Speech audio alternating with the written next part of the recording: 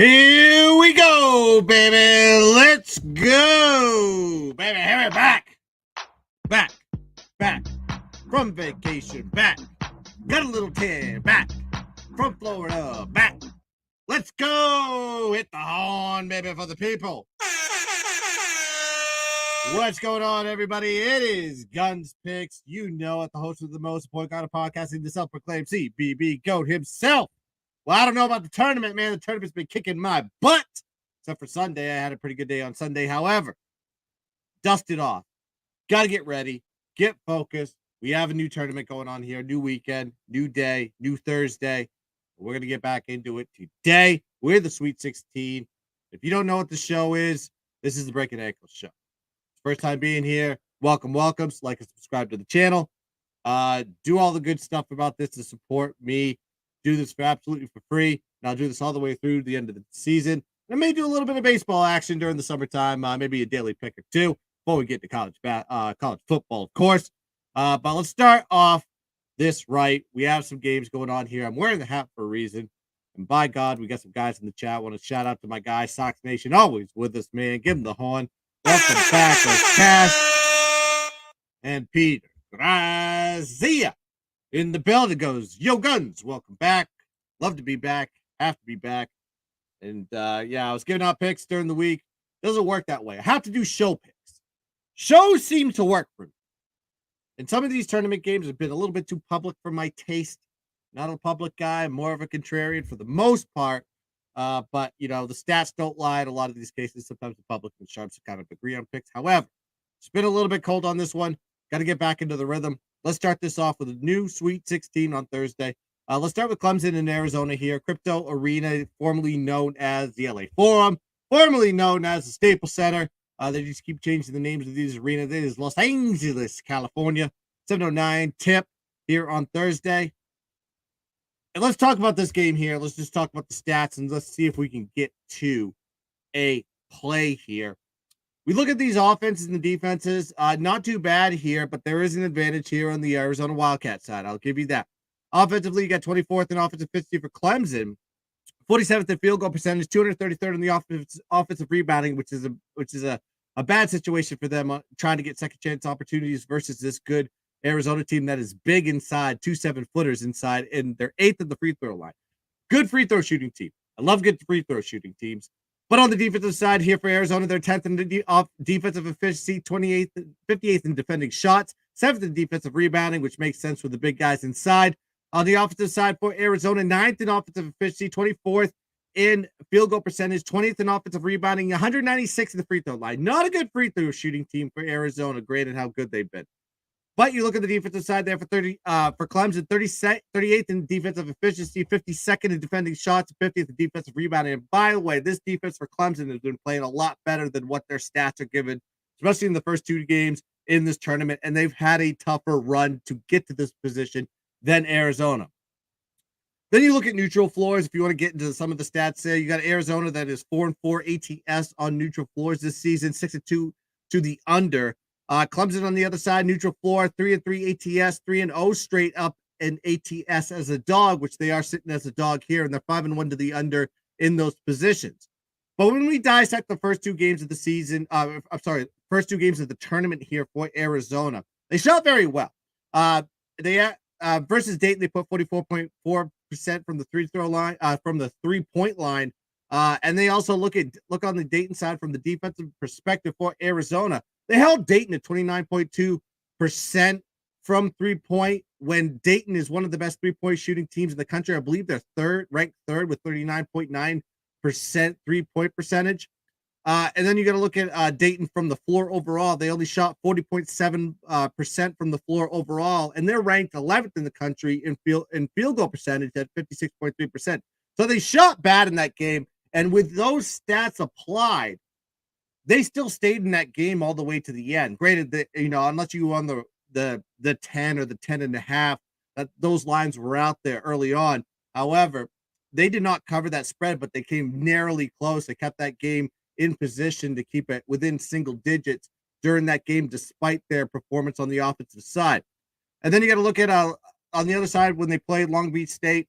They only allowed 33.3% from the floor, 17.6% from three-point land. So Long Beach State didn't really shoot well versus Arizona. Now, I can't tell if that's because of the defense of Arizona playing so well. That might be it. Or is it just two teams that just had bad shooting nights in that gym? Clemson, on the other one, they played some great defense in their first two games, right? They held Baylor to 38.9% from the floor, 25% from three. This is a Baylor team that excels on the offensive side. They're ranked third in three-point percentage, and they held them to 25%. New Mexico, another team that is decent at shooting, won the Mountain West. They held them to 29.7% from the floor and 13% from three-point land, where they averaged 51% from the floor and then 32.7% from three. So you got a Clemson team defensively that played very well on the ball versus both of these teams. And Clemson has been impressive on neutral sites. You look at the 6 games, 5-1 straight up in those positions, and they didn't have, they've had some pretty decent wins versus on neutral sites. We're talking about New Mexico, Baylor, TCU, and UAB. I mean, granted, Baylor's probably the biggest one in that position, but you also got to look at their impressive road wins. And I like to look at the road wins. I just want to see what they do outside of their gym. Bama beat UNC, lost to Duke by 1 point. This is a team that is very impressive outside of their gym, outside of their stadium in South Carolina. They love to travel and they love to play on neutral floors, and they've done it exceptionally well all season. So for me on this one, you look at the size and the position, there is a little bit of a size disadvantage with Ballo inside. They have 2 7-footers, and of course, Caleb Love shooting outside. The guards are really big, but I think they can match up well with them on the guard play and inside. They still have PJ Hall inside. They do have another big man for Clemson that's, just under 7 foot in both positions, and I think they can be able to push the team around and stay with them, as other teams probably didn't. I think this is a perfect spot to be jumping on Clemson here as a dog. And if you've seen those positions, this is one of those spots that Clemson has excelled. I think they're 8-1 ATS as a dog this season. That's another element as well. So with all that being said, I think we're going to be looking at a true battle right down to the get-go here at the first game Thursday tip. Give me Clemson here. I got it plus 7.5 at MGM. And it's going to be a 2-unit banger for me. So Clemson, first play, plus 7.5. 2-unit banger, baby. Of course, we'll get to this game in a second. Sox Nation loves the Illinois. Let's go. Please get into the chat. 72 of you beautiful bastards, or beautiful people, I should say, watching me here live. I need you to get into the chat. I need you to be yapping. I want to hear what you're on today. I want to hear what you're drinking today. What are you cooking? It's getting warm out there. It's almost spring. Are we on the barbecue now? Are we smoking a brisket? What are we doing today in the start of the Sweet 16? All right, let's go into the next game here that's going to be coming up virtually simultaneously to the Clemson and Arizona game. It's going to be in Boston, Mass, kid, where Sox Nation is going to be riling up here. Of course, Red Sox going to be playing their opening day here on the West Coast. But we're going to be at the TD Bank North Garden Arena, 7:39 tip on Thursday. It's San Diego State versus Connecticut. Connecticut Huskies, reigning champions. It is a rematch of the national championship game, if you remember. That Connecticut absolutely dominated San Diego State. But we're going to be looking at the total here. We're not going to play with the sides. Sides kind of got out of control on this one. And, of course, you've got a Connecticut team that is on an 8-1, 9-0 ATS run since last year. I'm not going to touch that side. However, the total is interesting on this one, and I want to talk about this with you guys. You have two teams, basically, look at their two defenses, right? You have Connecticut's defense, 9th in defensive efficiency, 3rd in defending shots, 74th in defensive rebounding. And then you're going against a San Diego State team that is 8th in defensive efficiency, 26th in defending shots, 23rd at defending the three. On the Connecticut side has a better offense altogether. That is their edge. 2nd in offensive efficiency, 5th in field goal percentage, 15th in offensive rebounding, 90th on the free throw line. And they're going against the San Diego State on the offensive side that is 53rd in offensive efficiency and 118th in the free throw line. Not a great shooting team, even though they looked the part last week versus Yale. We'll throw that out the window. But let's really dissect where these two teams came from in their first two games. You have San Diego State 4-point win over UAB. Then they backed it up with a 28-point win versus Yale, where they shot 48.1% from 3-point range. They played out of their shoes in that game. Unrealistic that they can maintain that momentum offensively because all the way through the season, San Diego State, their strength is not their offense. They play slow, methodical, and they play great defense.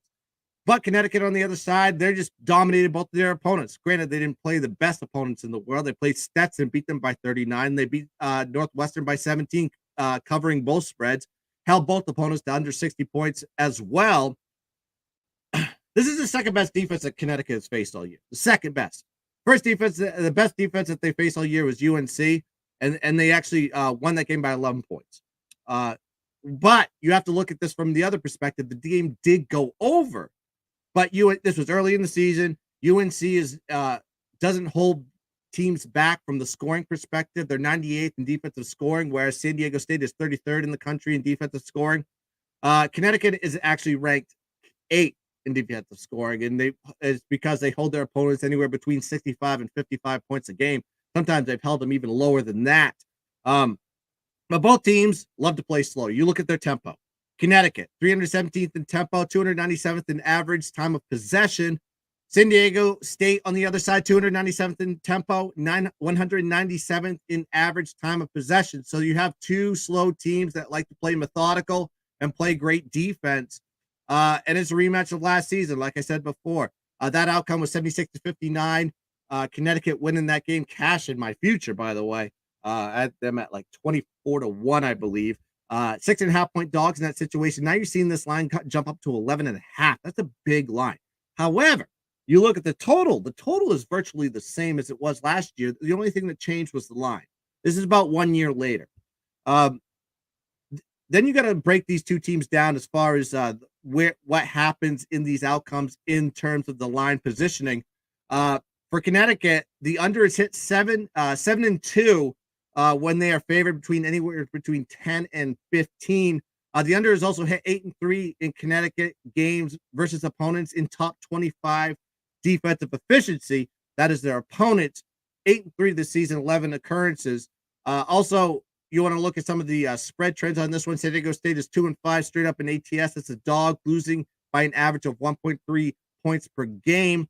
San Diego State is also 3-4 ATS as neutrals in neutral site games, but 6-1 straight up versus non-conference, which those are St. Mary's, Washington, Utah State, to name a few, and then there are a couple of bottom feeders. But UConn is also 8-2 ATS on neutral floors, including wins over Texas, UNC, Gonzaga, and Marquette. So this team has a better resume as far as spread covering is concerned, but this is a very big spread, double-digit spread. Kind of falls in this weird middle where they kind of don't cover for UConn, so it kind of scares me off of that. However, with San Diego State as a dog, they never perform their best ball. They're more in that small favorite role, maybe even a small dog. But the total is the interesting part on this one. Like I said, the trends are telling me to take the under. The tempo and the speed of the game is telling me to take the under. The line correlation from last year's game is virtually identical to what it was last year. And I think this is a good position where these two defenses play so exceptionally well. And then you have a San Diego State team that played out of their shoes, scoring over 80 points, which they never do. I don't think they're going to back it up in this game with another scoring thing. I think it's going to be one of those situations that you're probably going to get UConn scoring a little over 70, and then you're going to have San Diego State probably living in the realm between 50 and 60. I know the team total on this one is 62.5. I don't mind taking that under as well for San Diego State. But I think we're going to play with the total here. I got it at 137.5.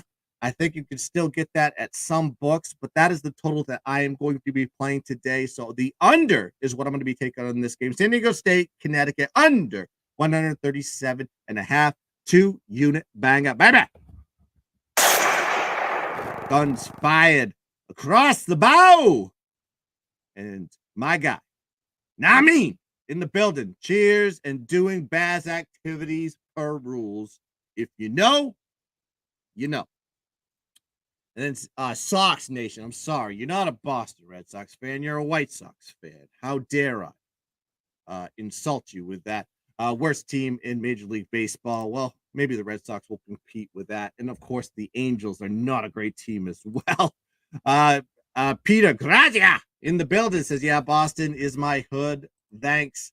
Yeah, brother. Love Boston. I was just there in December during the conference championships at Wynn. Very good time, very good place, and won a ton of money when I was there. It looks like Uzo, bro, likes the team, San Diego team over 160.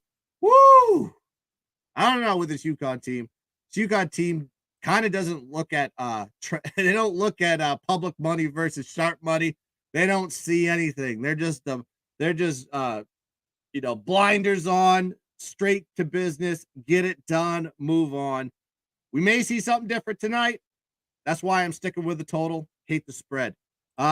Sox Nation loves the money line on that game. Brave soul. Hey, if you hit, you're the smartest guy in the room. I need you to come back tomorrow and tell me. He goes, I told you, San Diego State. I will remember. It is documented on this show. All right, let's get to the next play here. We got some of the late plays that are cooking in there. 115 of you beautiful bastards watching me live. I need to say this one more time, maybe a couple more times. I don't know. Like and subscribe to the GunzPicks channel if you're watching here on YouTube. If you're not watching on YouTube, get over to YouTube and hit the like and subscribe button so you can always know when I go live. This is the spot. This is the place, the GunzPicks channel for the sharpest information on the planet. Right, wrong, or indifferent, I give great information regardless. All right, let's go into the next play that are on the board here. And I have a little way to play this game. And it's going to disagree with Sox Nation a little bit. I'm sorry. I think UConn's going to win that game. I just do. I think there is a position where they're going to lose this game. I don't think UConn's going to win this national championship game, but I don't think they're going to be beat by the San Diego State team.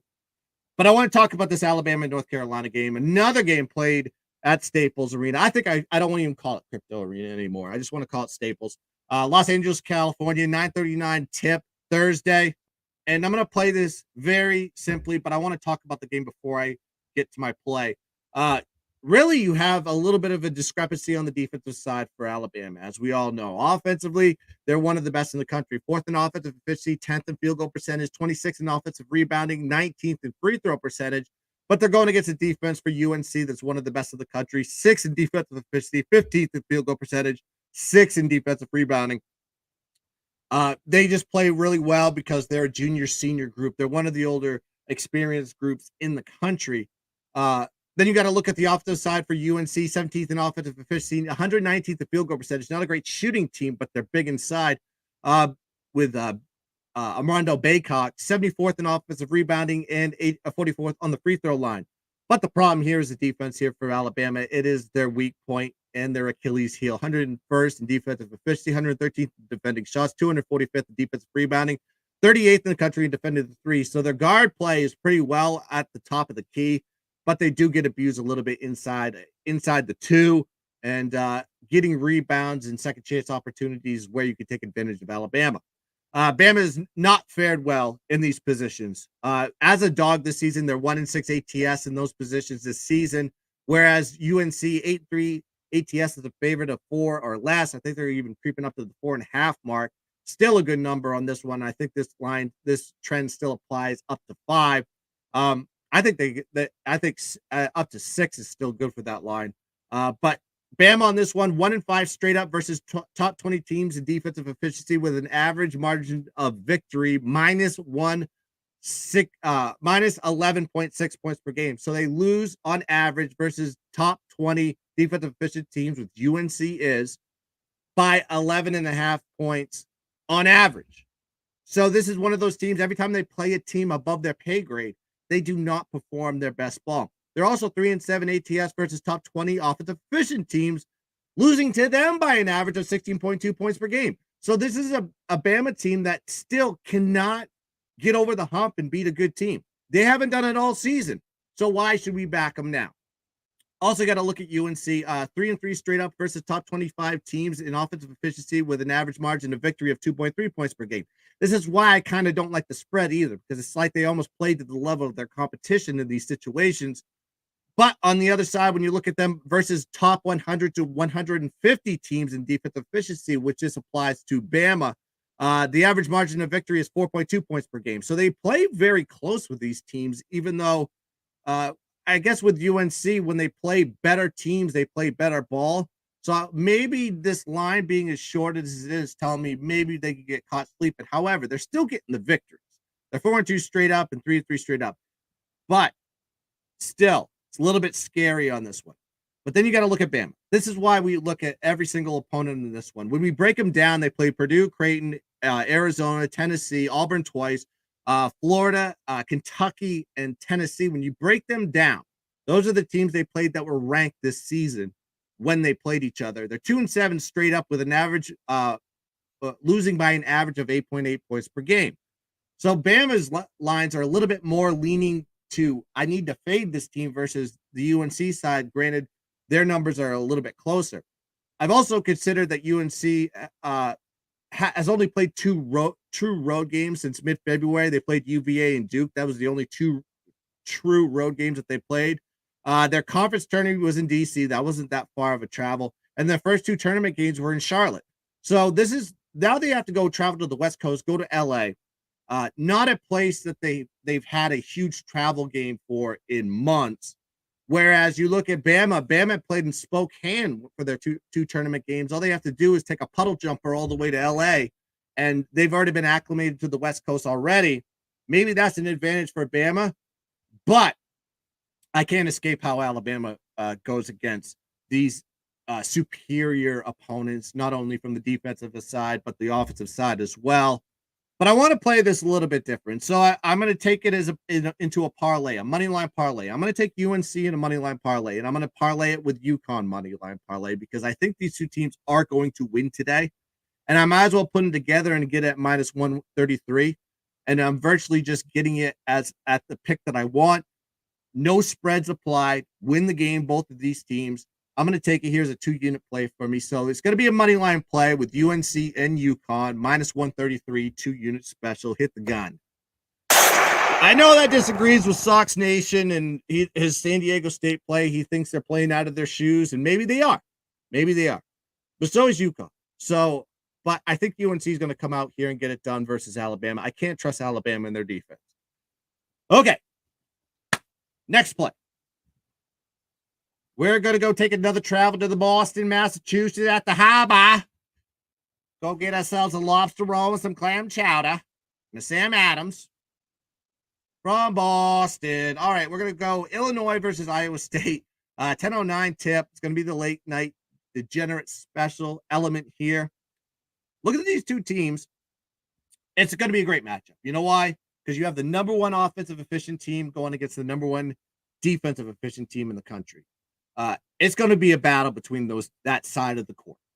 So you look at Illinois. Illinois got the best offense in the country, 31st in field goal percentage, 60th in offensive rebounding, 82nd in free throw percentage, number one offensive efficient in the country. They're great at 3-point shooting, 2-point shooting. They have great guards. They're big inside. Their guards are tall. They do have an element of height that is probably the advantage on that side of the ball that Iowa State does not have. However, Iowa State still gets the job done on the defensive end because they're 34th in defending shots, second in the country in turnover percentage, 196 in defensive rebounding because they're a smaller group, 229th in allowing opponents to the free throw line, which might be a problem down the stretch, but we'll see how that goes because they're going against a bad defense there for Illinois. I'll get to that in a second, but on the offensive side for Iowa State, they're 49th in offensive efficiency, 92nd in field goal percentage, 98th in offensive rebounding, 274th in the free throw line. A little bit concerning on the offensive side of the ball, but granted, they're playing an Illinois defense that's 92nd in defensive efficiency, 360th in creating turnovers, 70th in defensive rebounding, 31st in the country in allowing opponents to the free throw line. That's a good statistic for them. But on the defensive side of the ball, I'm a little bit concerned with them guarding this Iowa State team because they played the best defensive teams in the country in the Big 12, like a Houston, and gotten the job done with their defense and still got the points on the board. Then you got to look at the line correlation on this one. 3-0 straight up in ATS as a dog this season for Illinois of 3 points or less. They're also 6-2-1 ATS when the line is between -3 and +3 for them.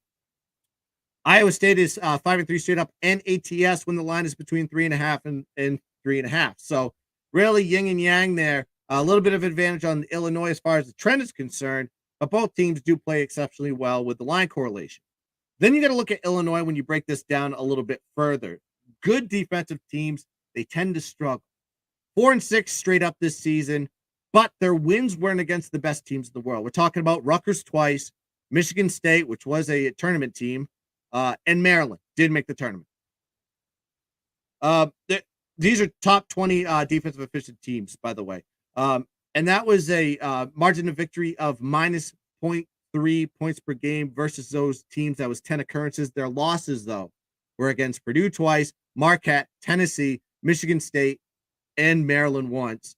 And that in their losses, they were -7 in those spots. So this is a different team when they play a team up to their pay grade or above it, which Iowa State kind of fits that bill, in my opinion. Iowa State is 5-3 straight up versus top 20 teams in offensive efficiency with the margin of victory of 6.4 points per game. So Iowa State, regardless of how good the offense is, this is the best offense they've faced all year. They get the job done and win by margin. Also got to look at Iowa State's defense versus top 15 offensive efficient teams. They only give up 61.3 points per game against them, which is well below Illinois' number. And they played Baylor, they played Houston, they played some really good offensive teams. And then against those teams on the other side of the ball, offensively, they averaged 73.8 points per game against them. So you have a margin there. So to me, I think I always like defense over offense. In basketball, in football, anything. If you have to pick between the best offense versus the best defense, I think the best defense always gets the job done. They're more well-disciplined. They're more well-correlated. I think this Iowa State team, regardless of the size advantage that Illinois does have, will get the job done because Illinois on the other side of on the defensive side just can't get the job done. And I'm not really impressed with their wins so far. Granted, they did play a good Big Ten tournament, enough to, I think they won that tournament, if I'm not mistaken. My brain is like a little bit mush with all these statistics. However, I think Iowa State gets the job done here, moves on, gets to the Elite Eight. So I'm going to take them on the money line here. Give me Iowa State. Money line, -115. 2-unit special, baby. As we get back into the chat, Sox Nation says, hit the like button. I got to give him a yeah for that.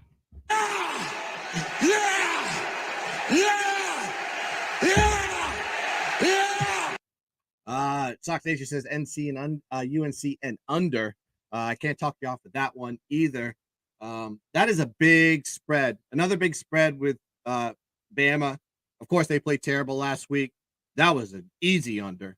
I'm a little bit curious if these two teams are going to run very fast tempo because they do run really fast. Are we going to be seeing a back and forth scoring affair? If we get into one of those type of situations, that kind of favors the Bama side. But I think with UNC side, at the end of the day, when they want to play, they can play fast, they can play slow, they can play any way that you want to.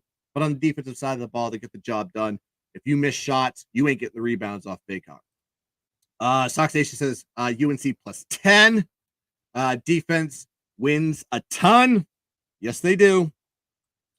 Better coach Illinois. I don't know if I agree with that one.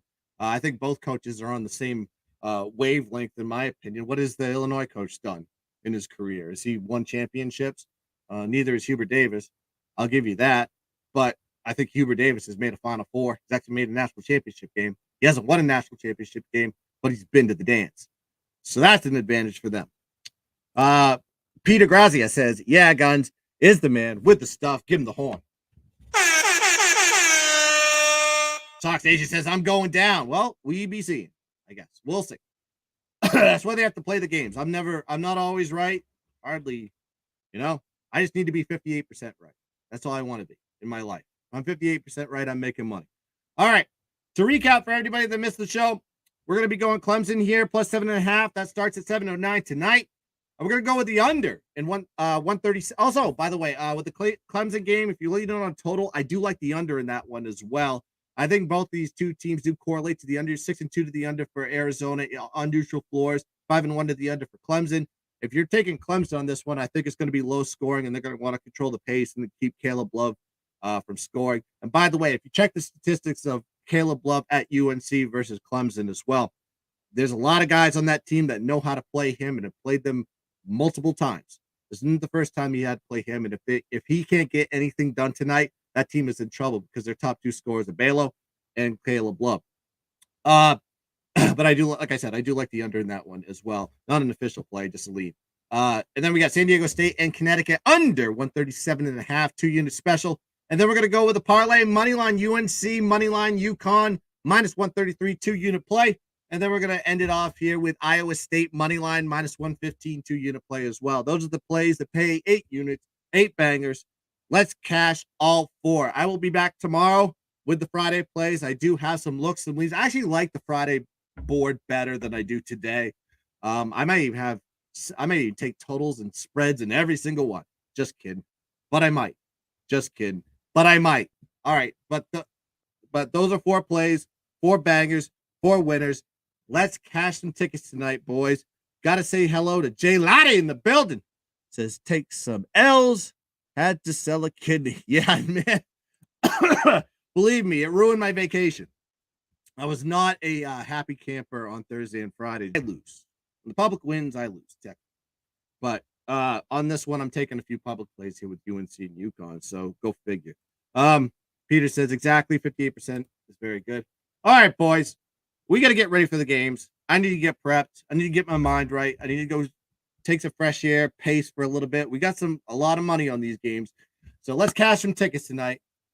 Let's dominate the board.